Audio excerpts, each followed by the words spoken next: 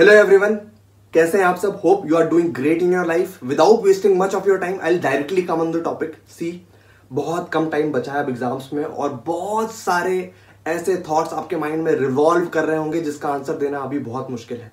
मैं 2 ग्रुप दे रहा हूँ, क्या सिंगल ग्रुप पर आ जाऊं। मेरे प्रिपरेशन इतने लेवल की नहीं हुई है। जो टाइम टेबल मैंने 3 महीने पहले बना रखा था उसके हिसाब से तो धजिया उड़ चुकी है प्रिपरेशन की। तो ये सारी चीजें कि यार मैं तो सीएस के लिए बना ही नहीं हूं, इतना प्रेशर तो मैं हैंडल ही नहीं कर पा रहा हूं। ऐसे हजारों थॉट्स। मेरा फ्रेंड्स जो है उसने इस लेवल की प्रिपरेशन कर रखी है, उसके इतने रिवीजन हो चुके हैं, मेरे कम रिवीजन हो चुके हैं। ऐसे हजारों थॉट्स तुम्हारे माइंड में भी आ रहे होंगे क्योंकि मेरे माइंड में भी आते थे और ऐसे सारे स्टूडेंट्स के माइंड में आते हैं।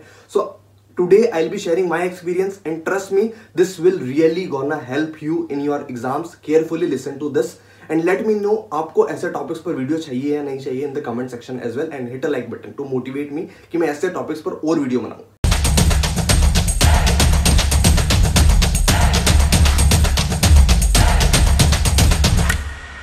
सी, I will be sharing my experience. Exam का पेपर था SFM, strategic financial management, CA final का पेपर नंबर 2। पहले फाइनेंशियल रिपोर्टिंग मेरा अच्छा गया था, I am confident because SFM की प्रिपरेशन मैंने बहुत अच्छे से करी थी। सारे रिविजन्स मैंने 3 से 4 बार एसएफएम का रिवीजन किया था। Past question paper, mock test papers और जो कॉन्सेप्चुअल क्लैरिटी वो भी मेरी एसएफएम में अच्छी थी। उसकी वजह से मैंने टारगेट किया था कि यार एसएफएम में मेरा एग्रीगेट बनेगा और मैं इसको आराम से 100 आउट ऑफ 100 इसलिए टारगेट किया था कि यार मैं 80-90 तक पहुंचूं। और 100 में इसीलिए अपने टारगेट्स बड़े रखता हूं ताकि मैं उनको अचीव करने में अपनी जान लगा दूं और उसके आसपास तो मिनिमम पहुंच जाऊं। पर पेपर नंबर 2 एग्जाम हॉल में जैसे ही पहुंचा मैं, एग्जाम पेपर मेरे सामने था, क्वेश्चंस देख रहा हूं मैं। पहला क्वेश्चन देखा, तीसरा क्वेश्चन देखा, चौथा क्वेश्चन देखा, यार एक भी क्वेश्चन नहीं देखा लग रहा है। मतलब जो मैंने एग्जाम्स पेपर के लिए पास क्वेश्चन पेपर की प्रिपरेशन कर रखी थी उससे रिलेटेड तो क्वेश्चन पूछे ही नहीं गए। They were bouncer for me. Conceptual clarity ठीक है चाहिए थी उसमें, but they were out of my mind.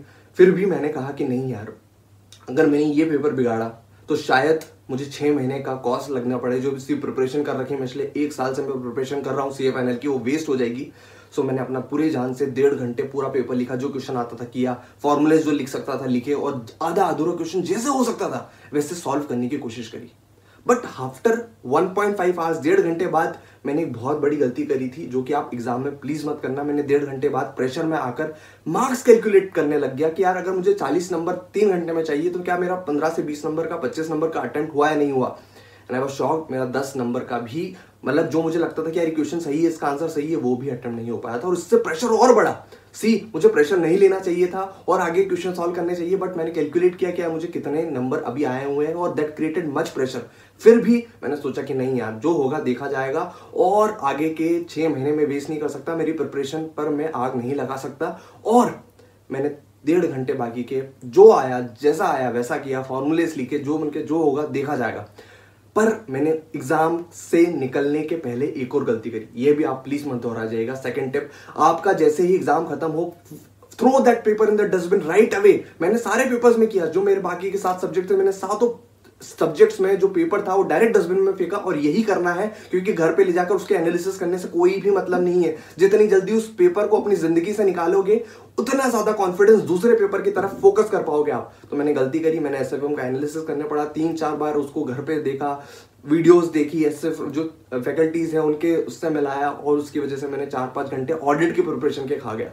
और वो टाइम इतना डिस्टर्बिंग था बिकॉज आईसीएआई ने जब हमको ऑप्शन दिया था कि you can even opt out करके आप जनवरी 2021 में एग्जाम दे सकते हो, जो आप नवंबर 2020 में दे सकते थे। और बहुत सारी फैकल्टीज यूट्यूब पर आकर ये गाइड कर रही थी कि यार you can even opt out. SFM paper बहुत ही ज्यादा डिफरेंट आया था, बाउंसर आया था, तो आप इसको हटा दो, जनवरी में एग्जाम देना। और मेरे लिए डिसाइड करना इतना इंपॉर्टेंट था क्योंकि मेरा पेपर हाँ बिगड़ा था, बट आई वाज कॉन्फिडेंट कि शायद मेरे 40 नंबर्स आ सकते हैं और मेरे बाकी सब्जेक्ट्स की प्रिपरेशन बहुत अच्छी थी। अब केवल एक सब्जेक्ट की वजह से मैं बाकी के 7 सब्जेक्ट्स पर तो ऐसे नहीं करूंगा ना कि यार मैं उसकी प्रिपरेशन बिगाड़ दूं, उसका पेपर नहीं दूं और ऑप्ट आउट कर लूं। तो फिर मैंने माइंड बनाया कि नहीं, मुझे ऑप्ट आउट नहीं करना है, बाकी के 6 पेपर अपनी पूरी मेहनत से, अच्छी तैयारी से और अच्छे कॉन्फिडेंस से देना है। और मैंने बाकी के 6 पेपर्स दिए। बट दैट पर्टिकुलर एसएफएम का पेपर ने मुझे सिखाया कि यार केवल एक पेपर आपके 8 पेपर के बराबर नहीं है। वो केवल एक पेपर है, हर सब्जेक्ट अपने आप में अलग है और उस एक सब्जेक्ट की वजह से बाकी सब्जेक्ट्स पर आप कॉम्प्रोमाइज मत करिए। जितनी जल्दी हो उस पेपर को अपनी जिंदगी से निकालो ताकि आप आगे के पेपर्स पर कॉन्फिडेंस ला पाओ और उसके अच्छे से अटेम्प्ट कर पाओ। But this was really challenging because सारे स्टूडेंट्स एग्जाम हॉल के बाहर आकर यही डिस्कस कर रहे हैं कि यार हम तो ऑप्ट आउट नहीं करेंगे। And trust me my friends, जब मैं ऑडिट का पेपर देने बैठा, अगर मेरी क्लास में लेट्स से 50 स्टूडेंट्स थे एसएफएम का पेपर जिन्होंने दिया, तो there were only 10 to 20 students. See 50 students में से 30 स्टूडेंट्स ने ऑप्ट आउट कर लिया because of just single paper. और ट्रस्ट मी, मैं आपको एक सरप्राइजिंग थिंग बताता हूं, मेरे एसएफएम में जब मैंने पेपर आंसर शीट बुलवाई तो मेरे 38 नंबर्स थे। और उस ट्रस्ट की वजह से, उस लक की वजह से कि मैंने बाकी के सब्जेक्ट में बहुत अच्छा प्रिपेयर किया है, ICAI give me 2 numbers of grace marks और एग्जैक्ट 40 नंबर से मैं पास हुआ हूं एसएफएम में। तो ये कॉन्फिडेंस रखना, केवल यार अभी प्रिपरेशन अच्छी नहीं हुई है, कुछ दिन ही बचे हैं मेरे एग्जाम में, तो मैं प्रिपरेशन छोड़ दूं। सी कहीं ना कहीं मेहनत का भगवान भी साथ देते हैं। और वो कॉन्सेप्ट माइंड में रखना कि अगर मेरा एक दिन अच्छा नहीं गया, कुछ दिन अच्छे नहीं गए, तो मैं बाकी के पेपर्स की प्रिपरेशन बिगाड़ दूं। ये माइंडसेट हटा लो, क्योंकि exam, CS exams is a different game.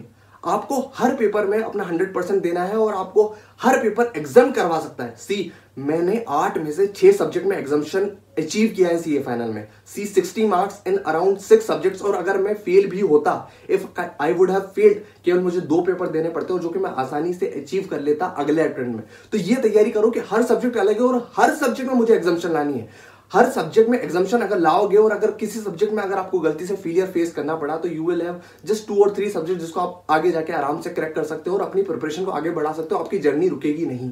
So what it was different is my learnings, believe in yourself. आपने जो मेहनत करी है पिछले 6 महीने 1 साल से, वो रंग लाएगी आपके पेपर वाले दिन।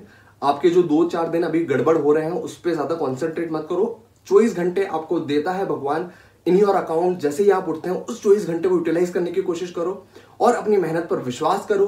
और केवल एक पेपर या कुछ दिन आपकी प्रिपरेशन नहीं बिगाड़ सकते। Just have this faith, because मैंने खुद ने एक्सपीरियंस किया है। और कुछ फ्रेंड्स अगर आगे हैं तो उनको आगे रहने दो। Everyone is running their own race. हम खुद से लड़ रहे हैं। हम कल क्या थे, क्या हम उससे आगे हैं? This is the challenge my friends. Happy learning and let me no went through this experience और आपको ये कैसा लगा, and do let me no in the comments. और प्रॉमिस मी कि यार आप जी जान लगा के बचे हुए दिन पढ़ाई करोगे। अगर आपकी प्रिपरेशन अच्छी नहीं चल रही हो तो आज से प्रॉमिस करो कि हाँ यार मैं आगे बहुत मेहनत करने वाला हूं और केवल एक पेपर या फिर कुछ दिन मेरी प्रिपरेशन गड़बड़ नहीं कर सकते। I believe in myself and do let me know आपको और किस टॉपिक पर वीडियो चाहिए in this crucial time of exams. I try to make video on such topics. Thank you. Happy learning.